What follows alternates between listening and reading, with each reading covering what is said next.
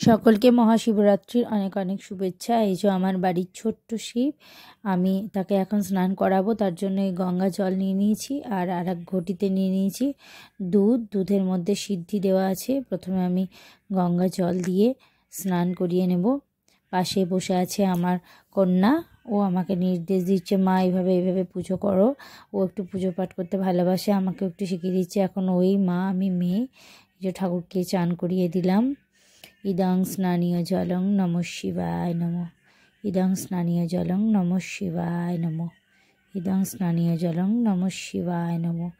এরপর ওর কাছ থেকে আমি সব শুনে নিচ্ছি। ও আমাকে একে একে নির্দেশ দিচ্ছে। এবার বলল আমাকে হলুদ জল দিয়ে স্নান করাতে হবে। আমি হলুদ জলটা হাতে করে গুলছিলাম আর একটা ছোট্ট গ্লাসে ঢেলে নিয়ে আমি সেটা দিয়ে ভোলে বাবাকে স্নান করালাম। এই যে স্নান করাচ্ছি হলুদ জল দিয়ে।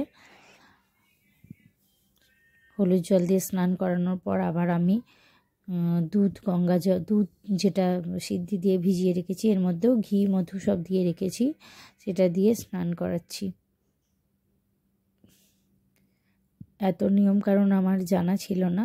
মেয়ে এখন আমাকে নতুন নতুন নিয়ম শেখাচ্ছে। সঙ্গে সঙ্গে আমি দেখো নন্দী মহারাজের গায়েও আমি গঙ্গা জল ঢাললাম। এবার মধু দিয়ে অভিষেক করাচ্ছি। মধুটা হাতে করে দিচ্ছিলাম, কিন্তু ও বলল যে মা না, এইভাবে উপর থেকে ঢালো। তাই মধুটাও আমি জলের মতো উপর থেকে ঢাললাম। তারপরে ও নাকি বলছে একটু চিনি দিতে হয়। ওর কথা মতোই আমি আবার একটু চিনিও দিলাম। ছোটোবেলায় কিন্তু এত রীতিরেওয়াজ মানিনি। একটু ফলকুচো দিয়ে পুজো দিয়ে দিতাম ঠাকুরকে, একটু ফুল বেলপাতা, তার মধ্যে জল দিয়ে দিতাম। এভাবেই পুজো করেছি। যাই হোক, অত নিয়ম কারণ আমি সত্যিই জানি না। আর এবার হচ্ছে তোমার শিব ঠাকুরকে ঘি মাখিয়ে নিলাম। এই যে ঘি মাখানোর পরে আবার আবার প্লেন গঙ্গা জল দিয়ে আবার একটু স্নান করিয়ে নিলাম।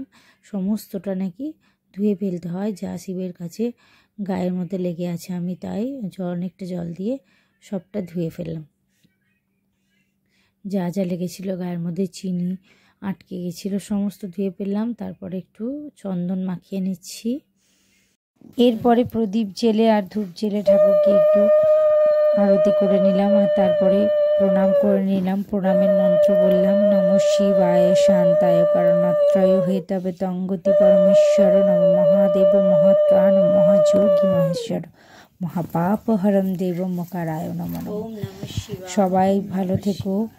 ভোলে বাবা সবার মঙ্গল করুন।